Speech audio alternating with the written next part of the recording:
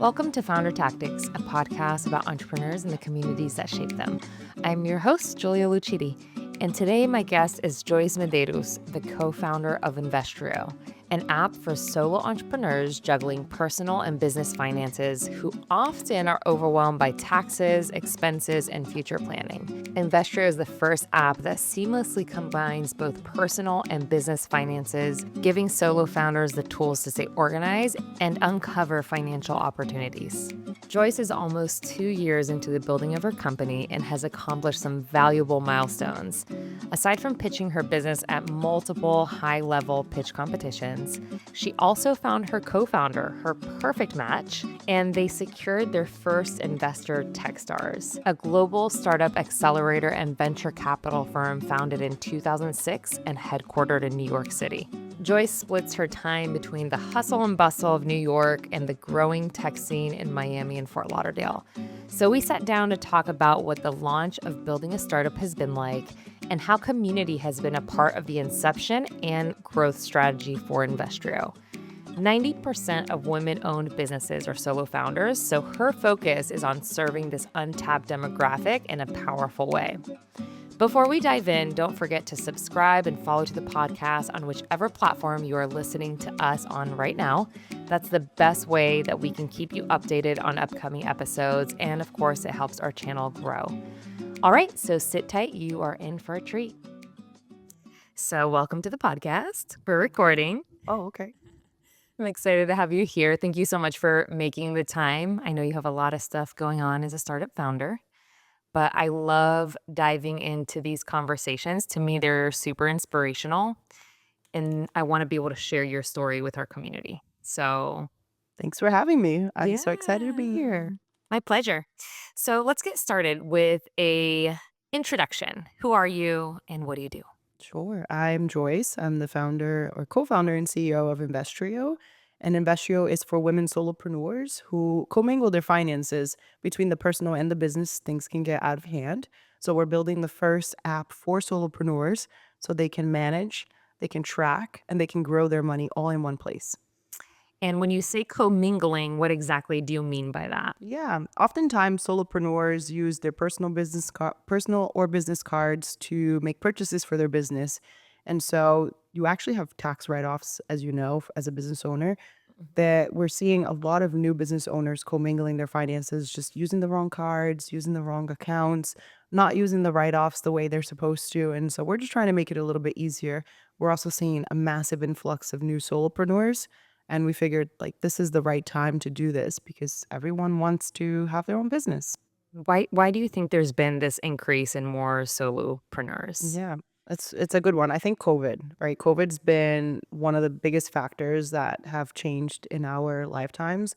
And I think one of the things that we've noticed is that people are aware that they can have flexibility, they can work from anywhere, they can do things differently than the traditional 9 to 5. And by realizing all of this, they are aware of their passions and they're aware of their potential and they're looking for ways to monetize their talents and monetize their time differently. That's very relatable because that was exactly my story. And think especially for people who are in corporate roles that tend to work in like business development or creating new things, it's great training wheels. And then you realize, hey, I think I can do this on my own. Exactly. Exactly. We see that with graphic designers. We see that with developers. We're seeing that with project managers, product managers. They're able to take that talent that they learn in corporate world and some of that rigor, and now they're able to go and do consulting on the side. They're able to create their business on the side. They're able to teach that skill to somebody else. And we just want to be there with the training wheels and the tools to help them succeed. I'm excited to try out Investrio when you guys finally have an official Coming launch. soon. It's coming Yes. soon. Yes, we're Yes. gonna put it into test beta, a test flight this week actually, which is the app store area where you do all the testing behind the scenes. So we're super excited. Love it. All right. So tell me a little bit about the origin story of Investrio. How did this all get started? Yeah. It's funny because it happened not by chance, but sort of. I used to share a lot of financial literacy information online. I had a lot of student debt. No shame about that. Even though I had a scholarship, I had a ton of student debt, credit card debt, moving to New York City, when I first started my career. And eventually I was able to grow my wealth through investing, through really just being more aware of what the opportunities were for me. I didn't do that by myself. I had a lot of mentors. I had a lot of people who guided me in the right way. And so I figured, let me share that information too. With interest rates rising and having been in the interest rate trading space for so long, I wanted to just share that knowledge. And so I did on Instagram and quickly started getting a following. People were wondering, like, how did you get out of debt? How did you start building your wealth? How did you start investing? And I wrote a newsletter for the last 2.5 years now on interest rates and investing and all that stuff. Um, it started very much in that financial literacy space, but it quickly evolved into something different because as you start to niche down and you start to understand who's actually following me, I saw that it was a lot of solopreneurs. I saw there was a lot of women. There's a lot of Joe Rogan style podcasts about finance and trading, but there are very few women who are ex Wall Street traders who are talking about it in a way that's like relatable, kind of funny, kind of quirky. And so I saw that that was my niche, and then we started understanding, okay, what do they want to hear now? What do they crave? And so Investrio started pivoting. I recall reading something about you creating like a template or a downloadable PDF. Exactly did you create that people started downloading a lot Yeah. of? So our first very, very lean MVP was a three-step plan out of debt into wealth. And that was the premises of how the software got started. I did an Excel spreadsheet, very basic, and I put it out on the internet, did a couple webinars on debt and wealth. People started downloading it, and then I started getting clients, which was like unexpected. I was still working a full-time job, so I was like not looking for an additional career. But it started happening so often. People were like, "Hey, can you help me? Can you do one-on-one? Can you do financial coaching?" And to me, all of that was brand new. But yeah, it started with an Excel spreadsheet.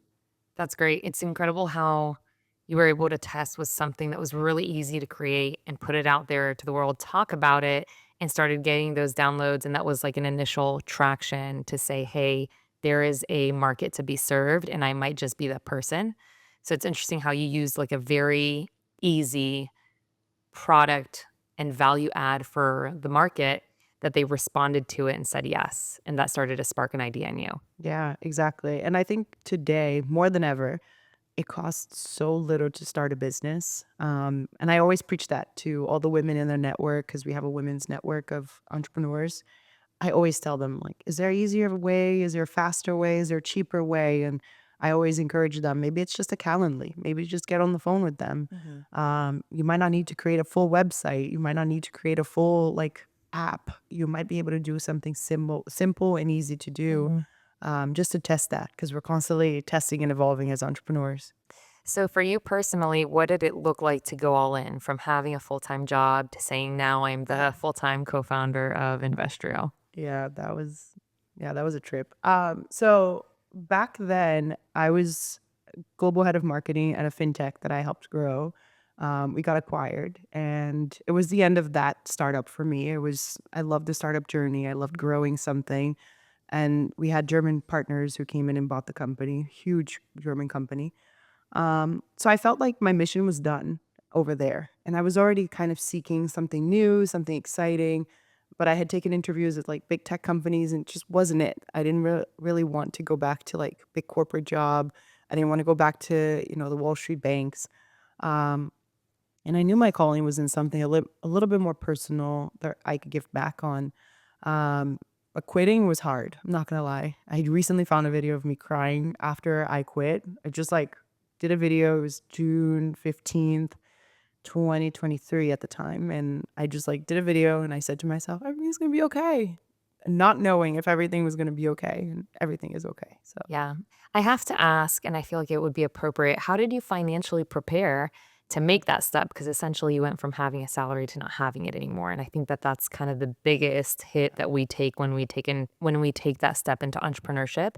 And a lot of people question like, how do you even prepare for that? yeah, no, that's a good point. And originally I had prepared for about a year, naive, because I thought, oh, in one year we're gonna figure this out. I already have a little bit of revenue.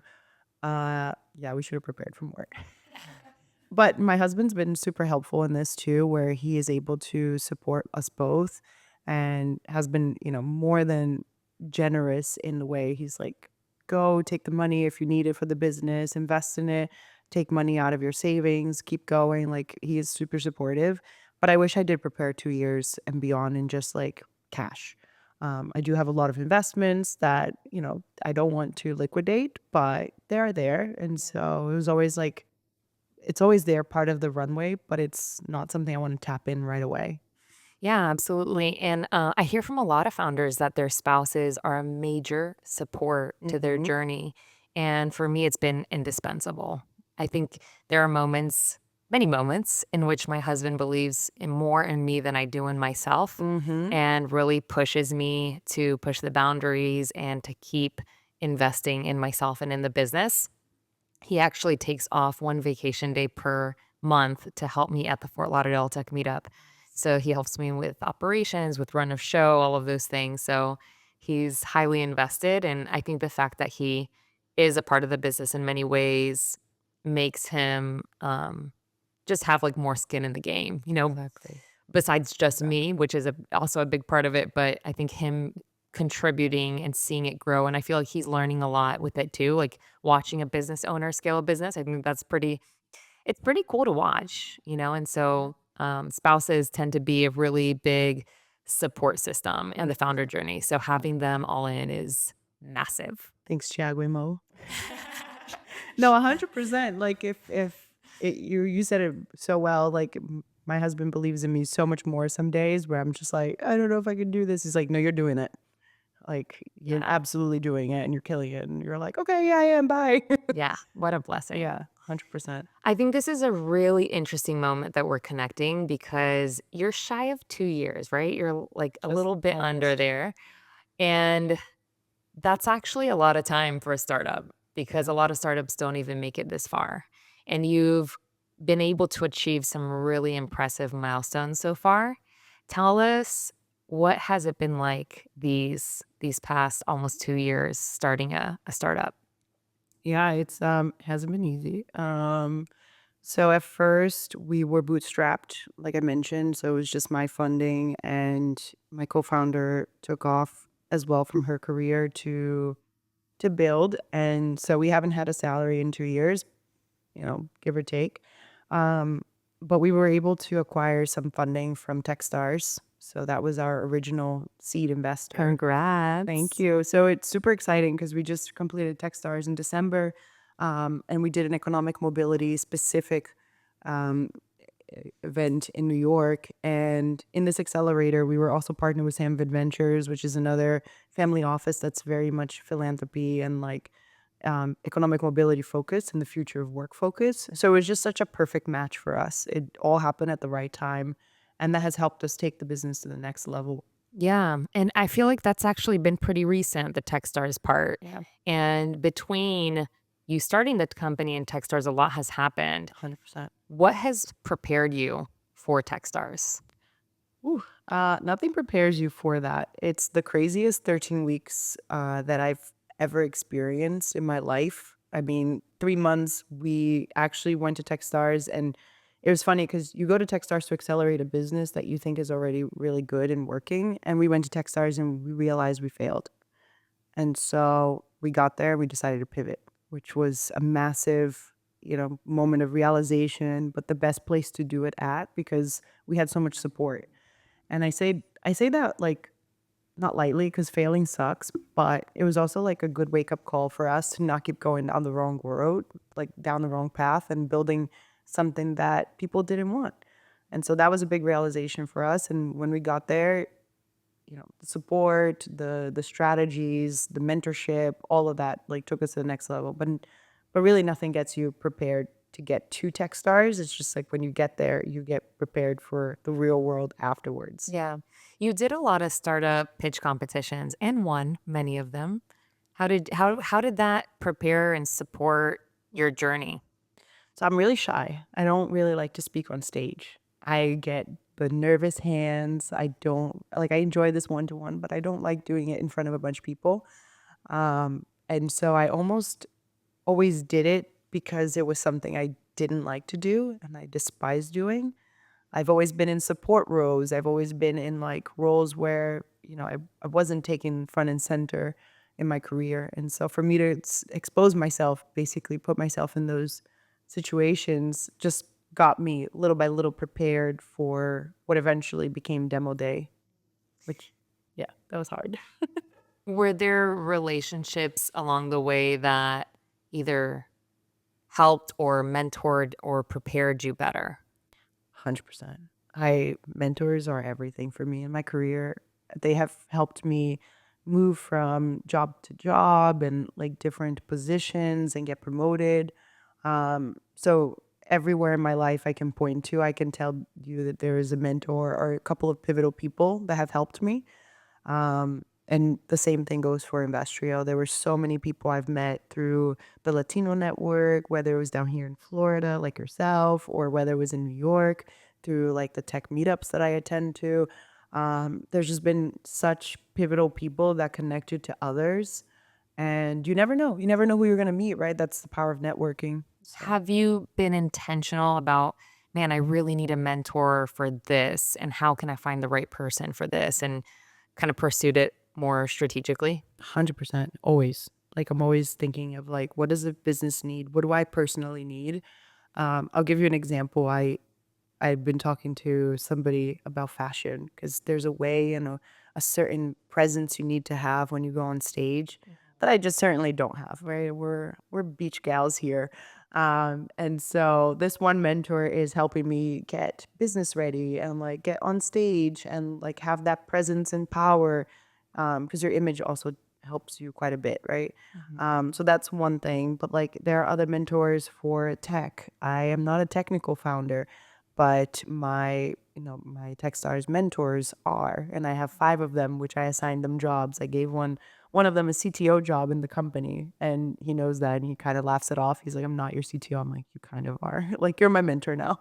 But yeah, so I have like mentors in every single aspect of the business, and it helps us not only see what we don't see, like it helps us connect with resources and people, and they also have contacts, which go a long way. When somebody refers you to somebody, let's say a graphic designer or like a web designer, it goes such a long way when that person comes referred. Yeah, that's so good and important to pursue for yourself, because I feel like whenever you're building a company, it can be very lonely. And you know this through Mhm. your own community at Investrio and all the solo founders that are building. And I think in the beginning for me, it was more organic. And then it got to a point where I was like, okay, I really need to optimize my time, my energy, and other people's time and energy. And how can I be intentional to ask the right people for the right stuff that I need instead of wasting time, Yeah, you know? 100%. It is about wasting time, right? Like you don't want to go down the wrong path because you didn't do the right tests or you didn't ask the right questions. And so many of my mentors actually ask me the hard questions. Does anyone want this? Right? And that's the hardest thing to hear as a tech founder. You're like, I don't know. And now I So can say with conviction, yeah, they do because I asked them. so let's talk about that customer validation Yeah. process. What was that like in this new pivot for Investrio? Now you guys are targeting a new business model, thinking about different needs. How did you come to understand what those needs were? Yeah. In the past, it wasn't that we didn't have that like validation. It was just so slow and not so not so strategically oriented, and now it's more of a customer centric. I get like the feedback right away. I get these events happening, and I ask questions during the events that are always feeding back into the business, always feeding back into the app. And so we're really customer centric designed tool now versus before it was more of a, I think this is a good idea and I think this is what the world needs, Mm. versus now it's like, hey Julia, how do you go about tracking your taxes? Like, do you know what your taxes are like mid-year? Do you know what they are mid-quarter? And so it's a little bit different, right? And so I asked these questions and I asked them, would you use it in an app? Would you open it in a WhatsApp channel? Would you open it on your Instagram? Like, how do you want to reach this like tool or this knowledge? And so it's very different now. I ask questions that I usually used to be shy about. Oh, yeah? Oh yeah. Like, that's something that held you back, was just feeling shy towards asking questions to potential. users? No, it was a fear of failure. Yeah. Just 100% fear of failure. Like, you don't want to get it so wrong, and you quit your job and you took this chance and you have hundreds of people watching you, like, I don't know if this is going to work out or not, and you don't want to mess it up. And so I think a lot of that often prohibited me from like asking some questions. And nowadays I'm like, no, like, we're not failing. Like, tell me what you think about this terrible idea I just had. Like, and that's how it goes. I don't take it personal anymore. What got you past that hurdle? Failing the first time, right? Like, when we pivoted, it was a big realization of like, oh shit. Sorry, I don't know if I can say You're that, fine. but like, it was like, oh, we failed. We didn't ask enough questions. We just went about this the wrong way. And then getting through some of our mentors and asking our mentors, how should we go about it? How should we go about customer validation? And my co-founder and I, Laura, we put together, and she's so organized, bless her. Like, we put together this entire questionnaire of like things we don't know or things we have doubts on, and then we started asking them. And then in a matter of like 2 weeks, we had over 100 interviews with women solopreneurs that we've reached out to, and they were so kind to give us all the answers. They were so kind to talk about it because this was genuinely a pain point that they were feeling, not just the finances, but also like needing a community and like looking for kind of mentorship in the business space. And so we were like, okay, I think we're going the right way now. Like, when we really stopped and reanalyzed it. Yeah, Yeah. that's good. And I feel like community is a really big part of Investrio. How have you guys leveraged community for Yeah. Investrio? Oh, it's everything. I mean, we started off social media. The business was always social media oriented because, as you know, distribution's very difficult and expensive. But it was also about sharing knowledge, right? How can I share bite-sized knowledge? How can I be relatable and cool to understand? Um, and so community has just been something that organically grew. And nowadays we get hundred thousands of views a month, and I think we reached that like 7,000 people across platforms Hmm. of followers, which is super cool because we weren't that big before. Yeah. And it's just Laura and I often being silly, but sharing good content. And we have lists of grants and we have lists of resources for women. And, we get together in the co working spaces and share things that we've personally gone through, but also like the business has gone through. So we have a lot to share, and we are unapologetic about it. Yeah, you guys do share a lot, and I really appreciate it. Even I get the newsletter, and I'm always opening it to see Thank what you. grants I can apply for. That's definitely a hook for me.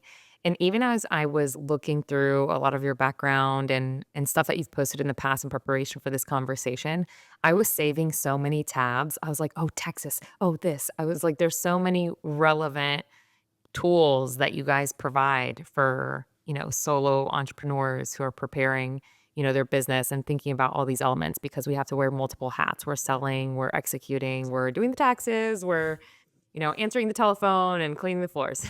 100%. And taking out the trash. Yeah, absolutely. So it's good to see. And you also have kind of these smaller communities within Investrio, right? Like Mhm. you're doing a co-working day later today. You guys have a WhatsApp group. Yeah.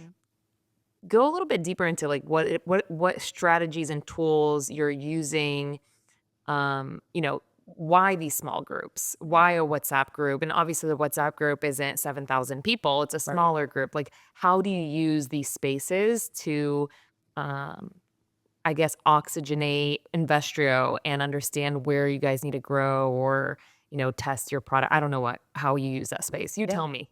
So it's all about running small experiments. This is something we learned at Techstars. Every week we run small experiments, and it actually was an experiment. Like, Laura's my co-founder. She put it on Threads one day in New York. I was in a meeting actually, and she comes out and she's like, "Hey, we have to host an event this week. There's like 200 people coming." I was like, "What?" She's like, "Yeah, I just posted on Threads and like 200 people responded to it. So we have to co-host like this like coffee co-working thing." And we were like, wait a minute. That's really cool because if people actually show up to this event, that means like they're really listening to what we're saying, what we're doing. And so it just happened by chance that like the co-working stuff started to work. But it was part of the many experiments we were running. We were running ads, we were running grants, we're running different strategies, different posts to see if people really want what we're building, right? It's always about down to like, do you want this app? Do you want this to exist? Do you want this to like breathe into life? And so when she came out, I came out of that room and she's like, yeah, 200 people. I was like, oh no. And then I was like, where? Like, where do we go? Like, how do we do this? Mhm. And very quickly we started seeing the same response week after week after week. And not all 200 people showed up, thank God, because we, one, would get kicked out, and two, I have no idea how I would fund that. But like, a lot of women did show up. Like, we'd have 25 women show up That's great. from the internet, right? Like, you don't know these people. They're like coming and they're supporting and they're like, I watch your content. Like, I got so much out of your newsletter. And you're like, oh, wow, like, this is so cool. Like, these are people who have been following the journey. Um, and so we keep doing them. And these smaller communities help in so many ways. Like, not only have we seen women come together and collaborate, like, we've seen women do shows and collaborate with goodie bags, or we've seen them, collaborate with marketing, cross posting, or talk about each other on each other's platforms. Or now you know somebody that does something, maybe you don't know somebody that owns a shoe company, but we have somebody on our network that does. So Mhm. we have tons of like connections like that happening all the time. Is your idea to keep the in-person co-working events going, growing, or keeping them more restricted so it doesn't get out of hand? What's your thought process around that? I want to go until it's like out of hand, actually. My Nice. goal is to have a summit in New York, ideally, where we can bring really cool resources to women, and then eventually run it down here in Miami as well. But bring resources, bring speakers, keep it at a minimum cost, because I know it's like also cost prohib. A lot of events are cost prohibitive, Mhm. but bring a lot of the women that are in the room, and then resources in the room, and then let them network. Women are community builders. Like, that's just gonna happen. So I'd rather be there and help orchestrate it and make it like really useful. It's definitely in our nature to Yeah. nurture and make spaces feel really welcoming. I notice that a lot in the community, that women have more of that like skill per se. Exactly. Yeah. Exactly. And so it's cool to see it happening. They're connecting, they're getting each other's phone numbers. They feel inclined to like post jobs in the WhatsApp group or even on the Instagram group and like comment. So it's cool to see that happen. That's good. That's good. I'd love to talk about how you met your co-founder. Your um, media naranja would be in Spanish, like your other half. My other half, yeah, no, Laura and I have a funny story together. She is my other half. I joke with my husband that I'm also married to her. And then we joked with her husband with that, and he was kind of like, okay, That's so this is a funny. quad. Yeah. So how did y'all meet? So we met online actually on like a co-founder dating platform called YC Co-founder Matching Platform. And YC is a massive accelerator program out of California, the Y Combinator. And they have a platform for people to meet. And I put my profile up there and was checking on it every couple of weeks to see if anybody came through, and really meeting other people. I actually did have interviews with other people too. And one day I get this message from Laura, and it's so thoughtful and so well written. And you don't usually get that on some of these platforms. Usually get some tech bro who's like, "Hey, I can build that," or like, "That's dumb," or you're like, "Okay, bye."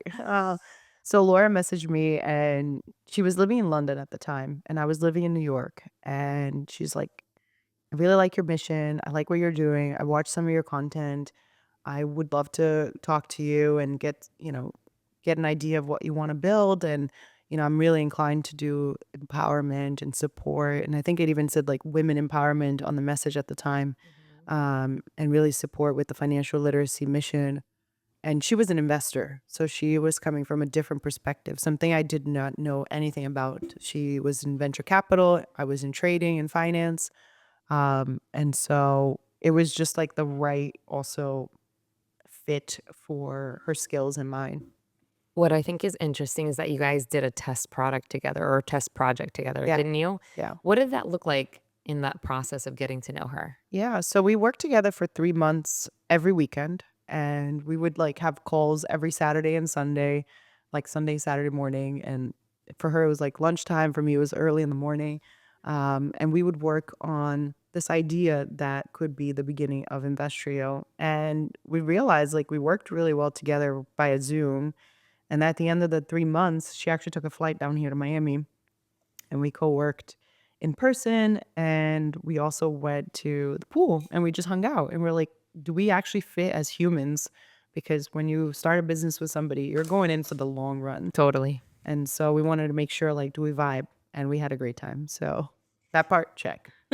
That's good. And during the Y Combinator, didn't you, or the Y Combinator co-founder matching platform, isn't there a quiz that you took that they help match, or what kind of questions were asked Yeah. on that quiz? So there's like this platform, like questionnaire that you're supposed to fill out. It's like about your vision, your mission, what you want to build, who you're looking for. And then you would check some boxes like, are you looking for technical people or marketing people?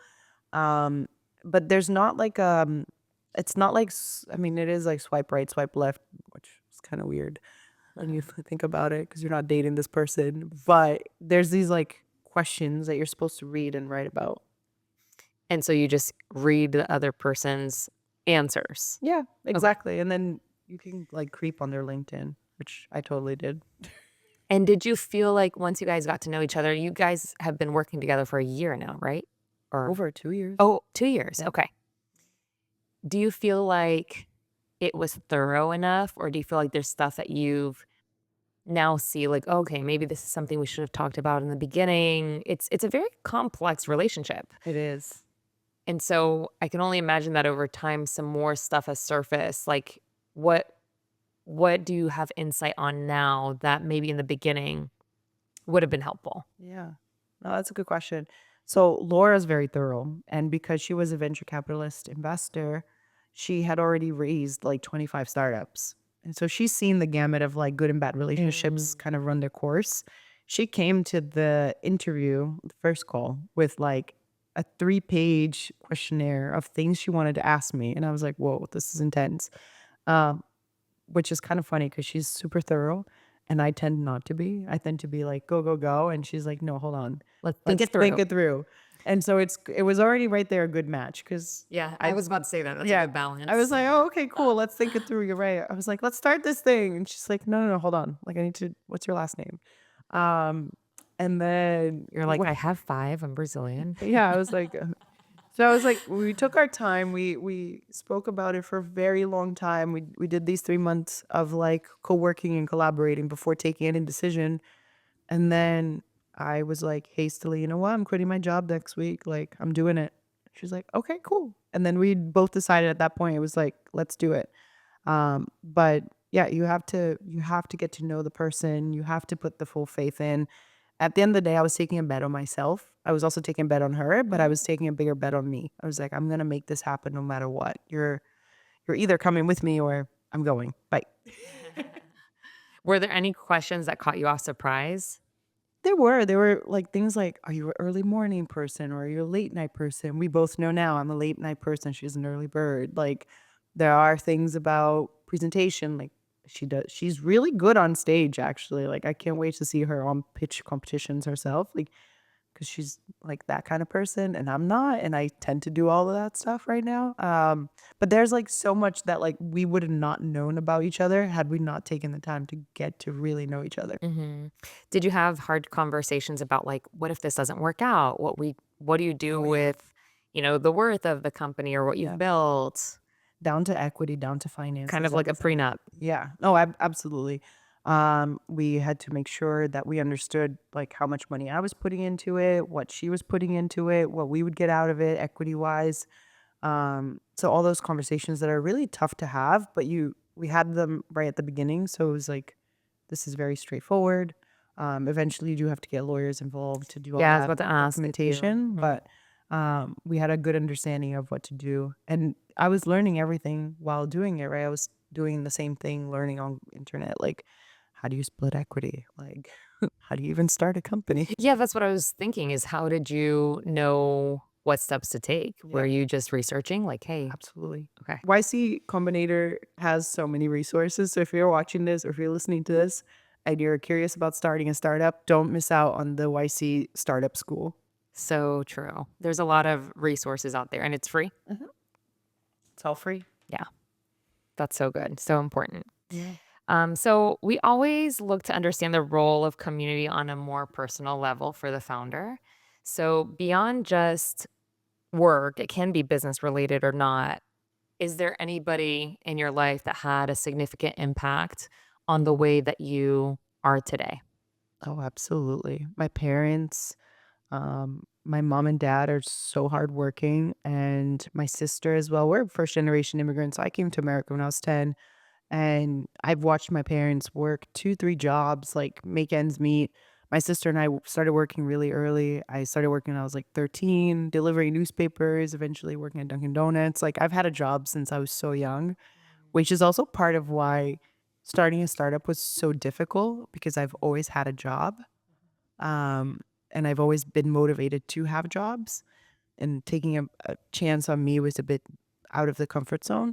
I've also had so many other mentors. Like growing up, I did ROTC, which is Reserve Officer Training Corps by the Nice. Air Force. So I had that military training. I had amazing mentorship there, who taught me like the values of integrity, like taught me how to do the right things, like from a young age. So I feel like those mentors, I carry them like with me, like the values that they've entrusted in us, and like that really changed my life. That program on its own changed my life. That's Yeah. incredible because you moved here to the US when you were 10 from Brazil and you didn't speak English yet, No. right? Yeah, so I learned pretty young, and like couple of years of being here, and you're speaking kind of funny, and you learn English, and then you eventually get to high school, and then in high school I got the full scholarship to go to college, which was also life changing. Amazing. And when I went there, I also had this like amazing mentor. Um, so the scholarship is called Posse. It was a leadership scholarship that I got because of ROTC. And so you can see how like one thing led to the other. All the mentors that have like invested in me, like I hope that like I'm honoring them by like, here, I'm doing something good and I'm gonna multiply it now. Yeah, I love that you had such strong leaders around you at such a young age. I feel like it can go in so many directions in, those formative years. How did, having parents who are from Brazil who moved here, who had to work really hard, you're the first one to graduate college, right? My sister and I are. You and your sister. My mom too now. Yeah, congratulations, mama. That's amazing. In nursing, right? In nursing, Yeah, correct. I researched you. I'm a little stalkerish today. Hey. But that's so exciting. How does having seen what your parents fought through for you to be able to have access to such a wonderful economy and opportunities, Yeah. how does that impact the way that you show up in the world? I mean, their sacrifice means everything, right? My dad left to go back to Brazil when I was 15, and so my mom's really stepped up to the plate as a single mother, and I've seen her do so much. Like you just mentioned her going to school, but like she's been in school for like so many years. She was taking a class here and there at night, funding it with like some savings, but always encouraging my sister and I to do the best we could with whatever resources we had.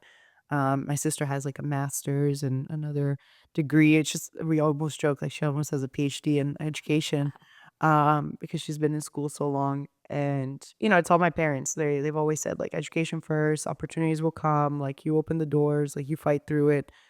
But I do think that immigrant mentality, like, was instilled so deep in me, like, when I was younger, and there was nothing that I couldn't do. That was always very clear to me. It was like, "We're here. There's nothing you can't do in America, so go do it." That's awesome. For me, I moved to the US when I was 6 months old from Brazil. So I was a baby. And I would spend summers, I guess summers from the US, winters in Brazil. Mhm. I would spend 2 months in Brazil every year until about the age of 11. And I later, we moved to Mexico for some time, moved back to the US, did middle school, high school, college, and I really just wanted to live outside of the US again. And I thought to myself, I should just live in Brazil. I've never really lived there, experience my culture, learn how to samba. And so when I moved to Brazil in 2011, I lived there for 6 years in Rio. And after that, I moved back to the US. And I feel like having lived in Brazil was what really helped me understand the price my parents paid to be here. Yeah. Like even like, I think it really took that experience for me to appreciate living in the United States and the security and opportunities and education and 100%. access, like, there's so many things. I love being in South Florida because it's really a hybrid of Latin America and the US, but it was really that experience of going back, staying out of the country for 6 years that made me understand everything that I have here and really value it. Yeah. No, 100%. I I value it so much, especially like I take trips all the time for work or like for personal reasons, and I'm in different countries and I see that. I was just in Colombia for the past 3 weeks and I went to Comuna 13, which is a beautiful neighborhood in Colombia that is completely changed because of opportunity and change in education. So Comuna 13 was riddled with like a lot of crime at some point, with the whole gang wars and stuff, but Really? now it's like a thriving small place in Medellin, thriving with people going to school, having jobs, doing tours, and it's colorful, it's different. The vibe there is so light, Yeah. and so it was just like a reminder of like, wow, this is what opportunity does, right? Well, When you connect it. is it a space that or a part of the town that was, like, kind of like a favela? It is, yeah. Okay. Yeah, so it looks very much like Rio and, like, some other The places in slums, Rio, yeah. like the slums, but it's colorful and it's peaceful and it's thriving with people and tourists, and I think they said something about, like, 2 million people go there a year, which is crazy, right, to think about, like, somebody doing a tour like that, like, 2 million times. Um, so it's just, like it just reminded me, it just showed me, like, opportunity, and the time is now, like, we can create these opportunities with tech, like, we can create these opportunities with social media, we can create these opportunities through, like, communication in a different way. Yeah. So, Do you know what they've invested in Comuna 13 to change the, economic yeah. scene there or So they talked a little bit about on the tour, and I might not have all of this right, but it was a lot of education, transportation, so education access for the kids, Mhm. transportation access to the town, so there could be more jobs. The cleaning up and the peacifying, I think, has become part of the community's effort itself. So like the neighbors in themselves took the responsibility. And yeah, so I like the tour that I had was insane. Like the guy had lived there, he grew up there, he'd been missed by like bullets and gunshots like by Wow. inches, and he was like, you know what, we're doing this so we can have a better future for the kids and for Oh. like, what we can do with the area. So it was just a big reminder of like opportunity, right? Like Yeah. I hope it sustains, I do too. Yeah. because as we've seen in Brazil, with the pacifying police, and then Mhm. there's more security, and then the big events in Brazil went away, like the Olympic Games or the World Cup, and then the security got, Actually, much that's worse. that's a good point because they did have the Red Bull bike race Mhm. through Comuna 13, and I think that's what started it. I think when Mm. they were put on the map by Red Bull, it made them realize like, wow, what a precious resource we have, and then like tourists started coming, and then they were like, let's clean this up, and so one thing led to the other, which again, opportunity, right? Yeah. Yeah, I hope it continues as, like, a virtuous cycle, Absolutely. so that they can continue having those opportunities because it's extra tough out there for Exactly. sure. Um, so I wanted to talk a little bit about your personal, vision, and I think for me, success is much more than, like, a number on a PPT or a specific business metric. How do you personally define success for yourself in the moment that you're living in your life right now? Yeah. I mean, right now we're all about just reaching the next milestone, and for us it's going to be fundraising. So we're going to be opening our first round of proper fundraising for the business, which is really exciting to do. A bit scared, but it's going to be great. And would love for that to be an oversubscribed round where we get enough funding to take the business to the next level. On the business level, though, my personal mission for it is to be able to support millions of women solopreneurs so they can feel inclined to take the chance, right? Build that side hustle business that they want to the next level, or take that like solopreneurship to the next level where they can really live off of their own income on that. So it really is about building more opportunities for the women solopreneurs that we support.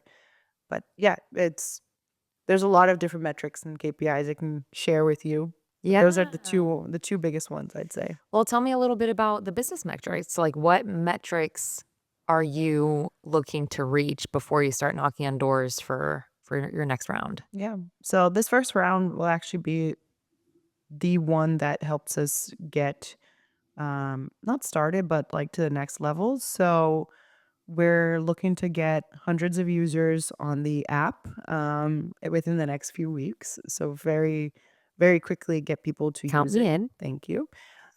We've already had hundreds of people in the first feature that we had was a chat bot. So it was pretty impressive. We were down in Colombia just recently looking at our metrics and we're like, wait, 100 people used our chatbot like in a couple of weeks. That's pretty crazy. Like we didn't realize that until we were all sitting together.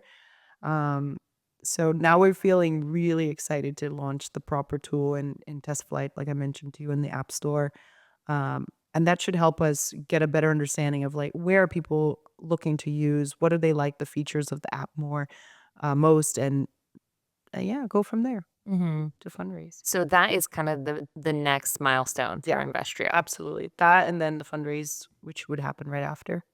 Is there a specific time frame that you have for that? Like within For the fundraise or for the app testing? both? The app testing happens all the time. Like, it happens every day, all the time. Anyone that comes in my way, I'm like, "Hey, hold on, can I show you something?" And, like, you give the little jeitinho, you're like, "Can you give me some feedback?" So I'm constantly doing that and hoping for hundreds of people to give me more feedback and help us refine the tool, but the fundraise, we'd ideally like to open the round in March. So we're kicking it back a couple of weeks. We're delayed on the app development, but yeah, so ideally March is when we open it. Yeah. How big is your team now? I know you have some folks developing the app and you've been growing as a team. How big are you guys now? We're 3. Ooh. Yeah, no, we're just 3 people. So myself, Lauda, and Sean, and, we're the 3 full-time people on the team, and then we have some help with design, and we have help with social media, but they are more in the freelance part-time. Yeah. You need that flexibility when Yeah. you're growing a company. And what's Sean's role? I've heard less about him, Yeah, so I'd be so Sean curious to is learn more. our full stack developer. He's our secret weapon. That's why I don't talk about him much because you don't usually tell people your secrets. But Sean, no, he's amazing. If you're hearing this, Sean, thank you so much. We really appreciate you. And Sean's been developing the app with us for about 6 months now, and he's actually built the first version of the Investrio app. And that's when we decided we were pivoting, he was like, "Oh, okay, what are we doing now?" Yeah. He was What's just next? yeah, he was just such a team player. We just knew we had to keep him for the long term. And yeah, he's been super helpful. We all got to co-work last couple weeks in Colombia. And yeah, I'm excited to see how we all build this app together. Where is he based out of? He's in Colombia as well. Okay. Yeah, so Laura and Sean are in Colombia right now, and I'm stateside. Yeah. How did you guys find Sean? So through connections, so one of our mentors actually referred him. Again, mentors and referrals always the best way to find people.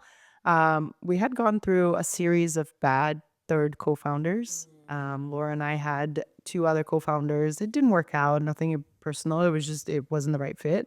Um, and when we decided to apply for Techstars, it really was just me and Laura taking a chance on just ourselves. We were like, you know what, what's the worst that can happen? Like we get rejected. And when we got the, like, acceptance, we had already started working with Sean at the time, and we were like, "Oh my god, like, they're taking a bet on us, but, like, it's just the 2 of us on the application." And so we quickly decided, "Let's continue to build the team, let's ask for more mentors, let's ask for more support," but Sean was already with us at the time. Um, yeah, so it's just been a continuous growth within the 3 of us. Yeah, that's great that everybody has that mindset of like, okay, let's continue improving. If we need to pivot, Yeah, we pivot. exactly. I think it's hard to pivot, but it's also like very much so in the nature of Mhm. startups. I don't see it as like a bad thing at all. Yeah. I I'd s- I'd agree with you, and I didn't wanna be seen as, like, a budgeting app. We're not a budgeting app. Like, we definitely have way more capabilities than that, and so we wanted to make sure we pivot the way we look, the way we talk about ourselves, the way we go about supporting people, because we really are an AI-powered CFO. And so that's the value we bring, and ideally, we're bringing the insights, analytics, high-level detail that you need as a business owner, that's way more important than a budgeting app. yeah. So to clarify for Investrio, um, Would it be I'm gonna take a stab at this. Please don't be offended if I'm wrong. Would it be like QuickBooks on steroids where it's helping us manage our personal finance, our business finance, and then also projecting growth through investment? Are you guys tackling all those 3 things? So we're doing the QuickBooks part. So definitely the accounting for the business side, Mhm. with high level analytics on your personal side, because those tend to be very much mixed. And then less so on the investment part. I know our name says Investrio, but we might have to rename. We're not going to touch the investment part right away. It might be something that we do in the next iteration post fundraise. Yeah. But we do have quite a bit of insight as well on what women would want to take the business to the next level, and then what would they want for the personal side. Would that be a 401k, a Roth IRA, or Yep. having some kind of investment strategy set up for them automatically? So, I think it's very correlated to what you yeah, guys are doing because whenever you transition from being a full-time employee to a founder, your money is so much more valuable to you, and you don't want it to just be blown away by expenses. exactly. So I think that seeing it through the lens as like you're working, let's manage your money, but let's also invest it to make sure you're growing and making every penny go like the furthest possible, I Exactly. think is very relevant. Yeah, exactly. And it's about making that, it sounds like a very bloated app, but it's about making it very easy and very simple to use. But also, because you can't change people's behaviors, right? Like, it's unlikely that if you've never invested, you're gonna start investing right away, and so it's about showing you the path, like, you can do it. Maybe you need a high yield savings account first, or maybe you need to set up this one type of account next, and then get more organized, and can we show you how to get there? But I agree, it's so important when you become a solopreneur or you become an entrepreneur yourself, like, money becomes top of mind because it's money is scarce, and until you make revenue consistently, it's just outflow, right? It's just continuously outflowing. So you want to make sure I get all the tax benefits. I am maximizing everything I have already. Am I using potentially all the tools at my disposal? Mm. And that's what we want to really be. Yeah, that's good.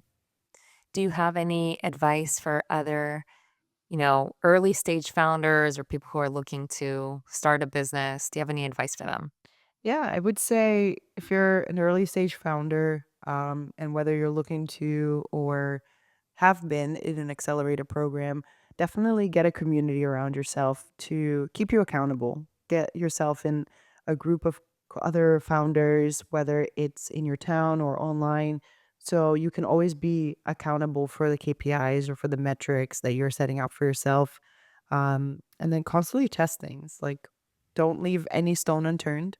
Constantly test things. Make sure you're looking at different places you didn't further explore before, whether that's like the way you acquire customers or the way you go about interviewing people.